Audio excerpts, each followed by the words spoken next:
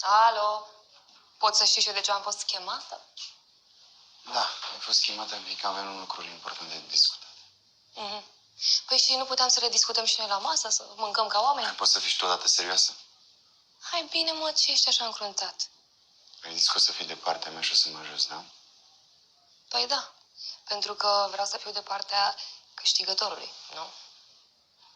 Fii atent. Paul a scăpat definitiv de proces. Vreau să gândim împreună o soluție.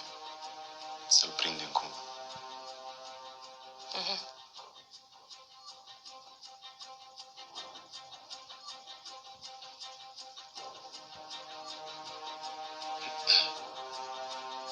Ok.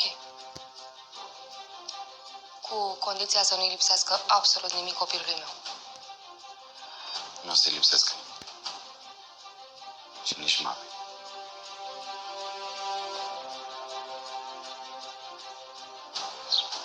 Mihai, salut! Să-ți fie rușine.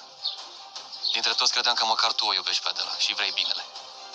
Băi, de ce îmi vorbești așa? Ai mințit-o atâția ani de zile. Și când în sfârșit putea să fie alături de familia ei, tu ce ai făcut? Ai ales banii. Da, dar nu știu despre ce zici. Nu știi despre ce zic? Ai mințit, neamintule. Eu? Timp de un an de zile ți-ai bătut joc de Adela. Eu? Ai stat și te-ai uitat cum Andrei îi fură viața și tu n-ai zis nimic. Eu? Recunoaște. Măcar în al 12-lea ceas, recunoaște. Tu și Nuții ați schimbat fetele. Adela nu e fata ta.